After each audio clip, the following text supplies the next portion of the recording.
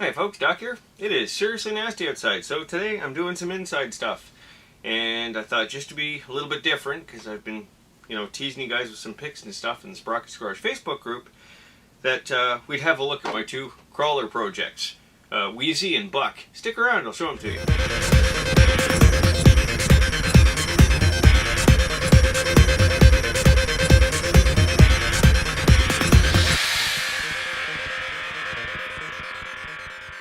Hey, there you are. Welcome back. Alright, so just thought I would take today to show you my two crawler projects. They're both 1/10 scale remote control. That's pretty much where the similarities end. One of them has a Lexan polycarbonate body and coilovers all the way around and is a lot flexier than the other one. The other one is a lot more true to scale in appearance. So one is a performer and one is more for looks than anything. As some of you know, I like building model cars, and I've done that for a very long time, on and off. I'm just getting back into it after a long hiatus.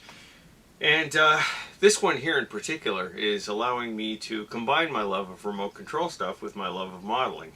And I'll give you a better look at what I'm doing with Wheezy here.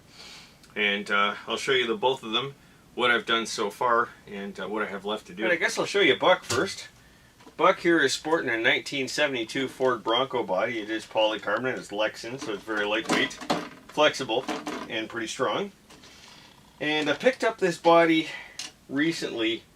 This was like a Facebook groups buy and sell trade kind of thing. This originally had an SCX10 dingo body, and this is, well, the closest thing I can figure to it is like a Land Rover Defender 90 convertible with a cage sort of thing. Axial kept costs down on this one by not using an exact licensed body, and then that way they didn't have to pay licensing fees. It's not a horrible looking body, but it's not quite what I wanted. It's been through the mill a little bit, and the body holes have been punched out a couple of times, and somebody put in these bug-eyed looking LED headlight bulbs, which I'm sure worked, but it just wasn't crazy about the look. The body mounts were all goofed up and it wasn't sitting right. It was driving me nuts. So I went cruising through the ads and I found this 72 Bronco body in absolutely mint, never before used shape without the spare tire. And I decided that that was something that I wanted to pull the trigger on. This body's really nice. It's got a plastic grill insert with the headlights. It's set up to take LED lighting, so I'll probably do that just for kicks and giggles.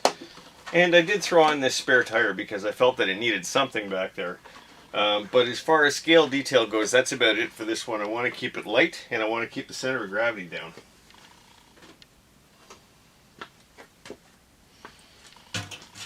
Now, you guys can probably see here, I had to go to some lengths to get that body mounted. That's a Vitera body, by the way, and this is an Axial SCX10 chassis. So I broke out some aluminum angle and did some cutting and whacking and hacking and hole drilling, and I had some old body mount posts that I cut to size and re-drilled and stuff. And it's not beautiful, but right now it'll do. Something you've probably noticed about me is that I tend to keep the budget under control. So you guys look in the various Facebook groups and you look on YouTube and you see a lot of high dollar builds.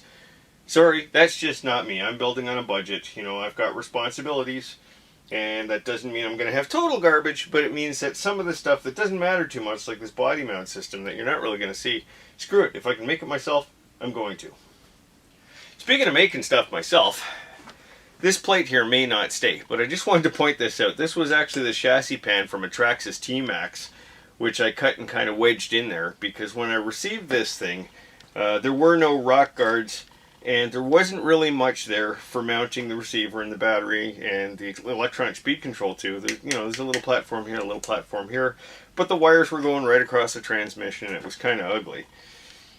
So, having parts kicking around, I grabbed this T-Max chassis, cut it out, dropped it over the transmission, and it's giving me a good mounting setup, lots of options. I'm not really sure if I'm going to continue to use it. If I do, I'll paint it, but what the hell, for now, it gives me some mounting locations. You'll notice there's no receiver in this truck yet, and that's because I'm waiting for my receivers to show up on a slow boat from China. I've got this FlySky GT3C radio, and so far I'm really happy with it. And I got a receiver with the radio. That's in my drift car. We'll maybe show you that at another time. And I ordered some more receivers, but they haven't showed up yet. So none of my trucks have receivers, and that's okay because I'm kind of building on them right now anyways. Alright, so let's bring in for some close-up stuff here. This was originally an Axial SCX10. It may have been a Dingo, it may not have been. I got a Dingo body with it, but it's been through the mill a few times and I'm not really sure. Got this pretty cool aftermarket Stinger style bumper with it. I kind of like that. I'm going to keep that. The wheels and tires I did get with it. They're really nice. Those hubs I bought separately. Those are supposed to be rear hubs from RC4WD Drive, but I think they look just too beefy. They don't work the part. So I thought they kind of made cool full-time hubs on another rig, so I figured I'd do that. Something else that's interesting with this thing, it's got that Intigi rear bumper. Springs and shocks I haven't really settled on yet. Still playing around, that's why they don't match. Just going to flip this thing over and show you these axles. Some of you scale crawler guys might be able to identify these axles. I can't. They've got axial knuckles on them, but don't let that fool you. These things here aren't axial. I don't know what they are. They're bulky, they're beefy, they're cast aluminum or something like that, and I have not been able to identify them. So if you know what they are, go ahead and let me know, please. Thanks. As you can see, I had to make my own rear suspension links here. These are temporary until I get some better parts, and I had to shorten the wheelbase a little bit for that Bronco body, so I just made these from parts I had kicking around. Right now they're holding it together. I do need to replace them with something better. Something I like about the rear axle that I got here is, as you can see, I've got the capability for rear steer. It's basically been locked out with a couple of tie rod ends, but there's nothing stopping me from mounting a servo and hooking up a third channel and rear steering, which is something I'm going to do on this thing. I think that's kind of a neat idea for a crawler. Alright, so the motor on this thing is a Novak 55 turn crawler motor, and I've got, from what I can tell, the stock Axial SCX10 transmission, and I've been playing with the slipper clutch. I had my other receiver in here for a while I was messing around with it and driving it. This thing crawls pretty good. It's got the Axial AX2 electronic speed control with the drag brake, and I really like the drag brake. That's a neat feature, something that, you know, obviously is really handy to have on a crawler, and it was a new idea to me when I got this thing because, well, I'm new to crawlers. It's also got these metal drive shafts. I'm not really sure what brand they are or what they came from, but they look pretty stout. Somebody painted the frame rails on this thing yellow, and I don't think that's really going to continue to work for what I'm doing. So once I get everything finalized, I'm going to blow it apart and paint a few things, including those frame rails. I'm pretty happy with this project so far. I've already made some pretty good strides since I acquired it in sort of rough shape. But it flexes rather nicely, and when I was test driving it on my other receiver, it was actually doing really well. Surprisingly well. I've never had a crawler before because crawlers are a new thing. Back when I was into RC as a kid, the only way you could get anything remotely crawler-like was to buy a, I think it was, is it Tamiya? Clodbuster, sorry, and, you know, spend $400 or so on a Clod kit and then throw 90% of it out and spend another $400 on upgrades. And even then, crawler, questionable, I don't know. Anyways, this thing's cool as hell. I got to finalize the drive line. Figure out how I'm getting stuff mounted inside that blue, you know, T-Max plate. Don't know if it's staying or not. I'm going to put a winch on it because the bumper has a space for it, and it really looks like it needs a winch.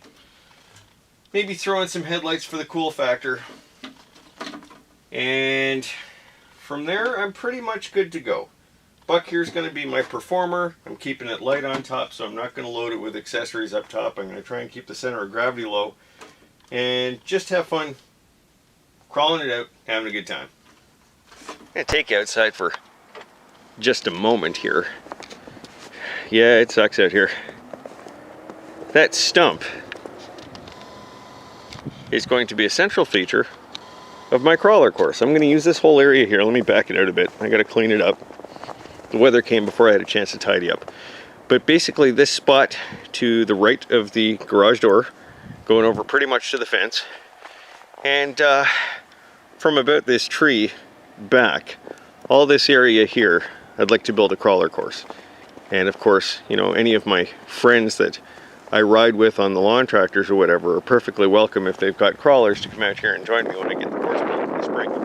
Okay, sucks out here, going inside. Okay folks, I'd like you to meet Wheezy.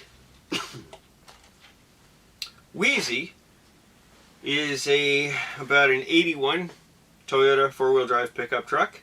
It started life off as an RC4WD Drive Trail Stomper. And it's been through a couple of configurations so far. In the process of editing this down, I'll see if I can find some pictures as I got it. As I got it, somebody had done a pretty clever job of imitating an old Tamiya Bruiser with it. A very convincing job, as a matter of fact, because when I was looking at the seller's pictures, I was very, very confused as to what I was looking at. He said it was a RC4WD Drive, and I could have sworn it was a Bruiser looking at the body, and it's even got the Bruiser headlights and grille. It had the cap on there, like I said. I'll scab in a picture. Apparently you can swap on the Bruiser grille and headlights onto this RC4WD Drive body, because I did positively identify this as an RC4WD Drive Mojave body. And like I said, the guy had gone to some pretty great extents to get this thing looking like a Bruiser. It did look good, but it wasn't what I wanted. What I wanted to achieve with Wheezy here was something that I could have some fun with, make a little more scale accurate, weather it. As you can see, I did apply some weathering to it. I've got it as if the owner had replaced this with an aftermarket fender and never got around to painting it. Stuff like that. Have a little bit of fun with it, make it a little bit more realistic instead of, you know, a shiny, pretty Lexan body that's completely flawless. I could have put some actual rust holes and dents in the body. I wasn't prepared to modify the body to that extreme just yet, because these stupid bodies go for $150 or so here in Canada. Like I've seen one recently for $100, and that was, you know, used and half beaten. So it's kind of stupid. So I didn't want to horribly, irreversibly alter the body just yet. Anyways, so what I've got going on here is I just finished recently refinishing the body, and I'll bring the camera in a minute just so you can have a look a little bit more closely. But it is a leaf sprung rig, and I'm just doing what I can to make it a little bit more scale accurate. Something, you know, an average Joe dude camping and off-roading enthusiast might have. He's sunk some money into building up his drivetrain and stuff like that, but the body, it's just a body, right? No sense putting too much effort into it. Alright, let's bring in for some close-up action here. I don't even know where to start. I had some fun weathering the body, like I said. I've got some rust action going on there, and some dirt and some mud and crap like that, and wear and tear. And I did that all with my airbrush and some craft paint. Yep, just cheap, you know, $1 a bottle craft paint and my airbrush, and gave it all a shot of matte clear when I was done to protect it. And I think it came out pretty good. Just bring in a little bit closer for some detail on where the paint's really gotten beaten by the sun and sand and stones and junk like that. I've got these rubber fender flares on here, which is really cool. The mirrors are also rubber, and I just painted the reflective surface on there because there was none when I got it. And this cage here, I decided I wanted some sort of rack or cage or some kind of protection. And I'll scab in a picture. I'm going to have to pull the picture offline because I don't know if I actually took a picture. This actually was like an exo cage from a Traxxas T-Max. And it had a section coming off back here that I cut off with the grinder. And it had a loop coming down here that I cut off, and this center portion was actually raised up a good inch or so and had a hoop in the middle, and I cut that off and I grabbed some 3/16 steel bar and I just made the middle flat again. I discovered really early on that it was the right width for the bed rails of this Toyota body, and this section here was a good length, and this section here kind of humped over the cab nicely, and as I was looking I went, yeah, I'm going to do that. So does it look like something conventional? Nope, but it looks like something I do. Very cool. The interior is kind of sparse. I haven't really done much with it yet. I've got a driver and a passenger figure I'm going to modify and put in there, but there's not much going on right now. I sprayed the seat with a coat of brown, and that's pretty much where I stopped for the moment because I want to work on the figures next. In the cargo area, I've got some accessories that I bombed in there. I'm not sure if they're going to stay exactly where I put them, but I was playing with the weight because I'm playing with the suspension, so I wanted to get some junk in there to add some weight. I cut some firewood. Those are actual twigs cut and split to approximately 1/10 scale of 16 inches long and then split. And a beer keg, and a cooler, a little barbecue, propane tank, bedroll, and that Home Depot gift card holder toolbox. And the toolbox, I would have preferred to have it span the entire bed, and of course they're not big enough to do that. So I kind of had to play around with positioning and figure out what I'm doing with that toolbox. So I wasn't sure where to put the control unit for the lighting to protect it. And this little Home Depot box seemed to be a keen little location for that. So I've got the lighting module in there, and I've got a hole going down to the underside that I can run the wires down. So that box isn't just for look, it does actually serve a purpose. The rear bumper on this thing I made from steel brake line, and I've deliberately got some bends and tweaks in it because it's been used. You know, guy's been on the trail, and the brackets are just made out of 16 gauge steel and bolted to the frame. And I was going to paint this bumper and weather it, and I realized that by the time I was done welding it and cleaning off the welds and stuff like that, it had a pretty good patina to it all on its own, so I left it. The front bumper is pretty much a standard fit bumper. To be perfectly honest with you, I can't remember right now if this is a RC four-wheel drive bumper. It might be. Anyways, it was all pretty and chromed when I got it and perfectly straight, and of course that won't do. So I weathered it and I rusted it and I blistered the chrome and I bent it up a little bit, and looks pretty good. The grill I didn't do much to yet. I haven't made up my mind. I don't want to muck it up too bad. Might leave it in fairly good shape as if the owner has replaced it fairly recently. Alright, so wheels and tires. Basically the Super Swampers. And I think they'd measure it to 42 or 44 inches if you were to get right in there. It says Super Swamper on it. It says Rocks Tire. To be honest with you, I bought these off, God, I don't know, might have been Wish, might have been Amazon. Pretty sure they came out of China, but I actually really like these tires. They compare rather nicely to the legitimate ones that I've got on Buck. So they're nice tires. I'm happy with them. They've got the foam inserts. They've got good grip. They'll do. The wheels are 1.9 inch RC four-wheel drive 6-bolt steel wagon wheels, and I've weathered them up a bit. I kind of got these sort of as an afterthought. Let me show you what I mean. These are the wheels and tires I got with it. These are 1.55 inch rims, which means they would scale out to 15 and a half inches in 1/10 scale, but they're more scale accurate. And they're RC four-wheel drive Groundhog 2 tires. They've got a nice tread pattern. As you can see, they're a little bit smaller than what I've got on here. And I'm keeping these, and they're nice, and they look good in scale. I think I figured out they scale up to 38 inches. And they look pretty good on the truck, but obviously they're not quite as capable. But I can't bring myself to get rid of them because they're really nice.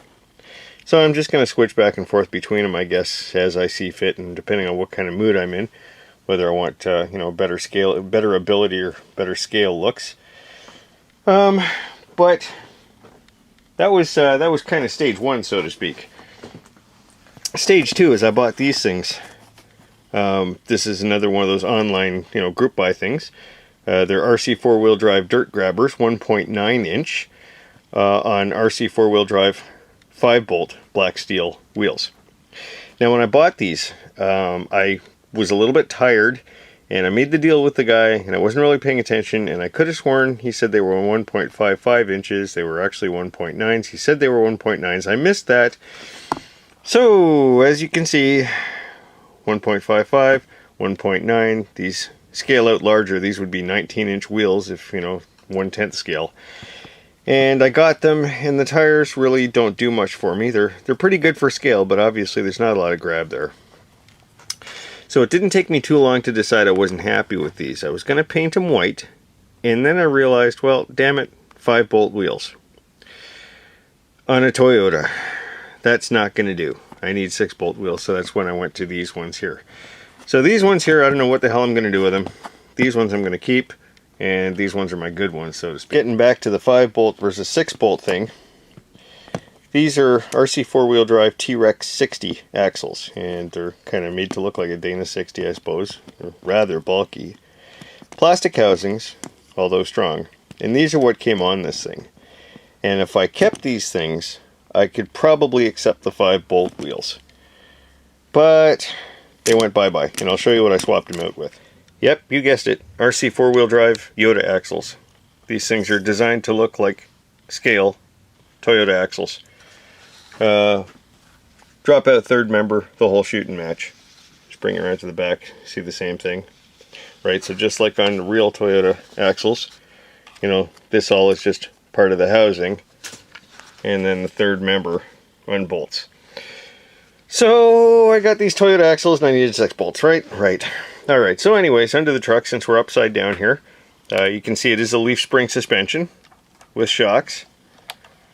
Doesn't move too bad, all things considered. Leaf spring rig, you know, isn't going to flex as good as a coilover and 4-link rig, like the other one is. But it's pretty good. And I'm still tweaking it, and I'm still playing with ride heights and stuff like that. But I'm getting there. I've got plastic drive shafts in here for now until I get everything finalized, and then I'll get metal ones. This is an RC4 drive R2 transmission with dig. And for those of you that don't know the dig feature, it allows you to use a servo to control the transmission to lock in and out one axle, like to lock it up, to engage it, or to freewheel it. And quite often with some of the serious rock crawler guys, they'll do that on the rear end, and it allows you to lock the rear axle and pull it around with the front. It allows you to maneuver really tightly. I don't think I need to get that crazy, but what I did do is I spun the transmission around backwards, mounted it up high, partially because the mounting holes were fried. And what that allows me to do was to make the engage-disengage lock feature on the front end. And I'm going to set up the servo, because I've got no need to lock it, but I'm going to set up the servo to engage and disengage the front end. So I've got part-time 4-wheel drive. I can shift into 2-wheel drive, I can shift into 4-wheel drive, and that makes me happy. I really don't care about scale performance, I really don't care about performance too much in terms of, you know, competition ability. This is something that's going to make me happy. So that's what I'm going to do. So you will have noticed that these hubs are not accurate for a Toyota. Right now they're what I have. What the hell. You can see that servo mount on the chassis there. The servo mount setup that was there wasn't all that great. The holes were a little bit screwed up, so I used a piece of 1" by 1" angle and just made my own. To hell with it. The links I've got pretty much where I need them to be. And it's steering again. The motor is a 45-turn RC4 drive unit, brushed. I don't have any brushless motor setups just yet. I'm not even sure if I'm going to get that far with these things. Right now, just the goal is just to have a good time. So as you can see, I've got some random wires floating around. I've got some of the LEDs installed for the lighting, some of them not. I've got to order some more 3mm LEDs because I don't have the backs done yet. But we're getting there. I'm playing around with the suspension stiffness. Right now I've got no springs in the shocks. I'm just using the actual leaf springs. So I've got the main leaf and the third leaf in the rear. And it still needs to be a little bit stiffer. It's sagging a bit. And I might do some lift blocks. In the front I've just got the main leaves. Took the packs apart. I've just got the main leaves, and that seems to be enough. Any more than that, she's going to be too stiff. So I don't want it too stiff because I'd like to get some performance out of it, and of course I don't want it to sag too much. So right now I think I've got the front end pretty much where I need it to be. It's just the rear end I've got to play with because it does sag a bit. If I can just back the camera just a little bit, you can probably see that the rear end is sitting 1/4 of an inch or so a little bit lower than I'd like it to. So right now it's flexing pretty good for what it is, but it's sitting just a bit low. I'd like to bring that up just a touch. But overall, it's flexing pretty good for a leaf spring rig. Trying to do this with the camera in my hand is not working too well. I think I'm going to switch to the tripod. Okay, one more time without trying to hold the camera with one hand. Anyways, it does actually flex fairly well for a leaf spring rig. It's not bad. Wouldn't mind getting a little bit more out of it, but I can't complain too much for what it is. Like I said, this is my scaler. This one here is all about the looks and a lot less about the performance than Buck is. Okay, so that's the quick rundown on Wheezy and Buck. Wheezy, as a matter of fact, I was struggling for a name for Wheezy. You guys know that I like naming my machines and naming my stuff. And I had to really think about that little 4-cylinder motor. You know, Toyota 22R huffing and chuffing its way down the trail, probably getting a little low on compression, but still pulling it. And it really does honestly remind me of an '84 Toyota pickup truck I had in college. It was 4x4, it was the extended cab, but it wasn't all that different from this one. And you know, the engine was getting old, had a lot of miles on it, it was getting low on compression, and when I did take it off-road, it was kind of huffing and chuffing on the trails, but chugging away rather nicely in low range, and Wheezy just kind of came to me. I almost named it Clampy as a tip of the hat to Fred Williams over at Peterson's 4-Wheel and Off-Road Magazine. And I thought, well, you know what? I'm not going to just steal somebody else's name because the build's all wrong. It doesn't look right, so I got to think of my own. Anyways, so as you guys know, the remote control stuff is kind of stepping away from the usual on my channel, and I just want you guys to let me know in the comments if you want me to continue on, if you guys want to follow along on these builds and see the modifications that I do, see me driving them, see the rock crawler course that I want to build. I plan to have, you know, whether I film it and put it out to you or not is regardless.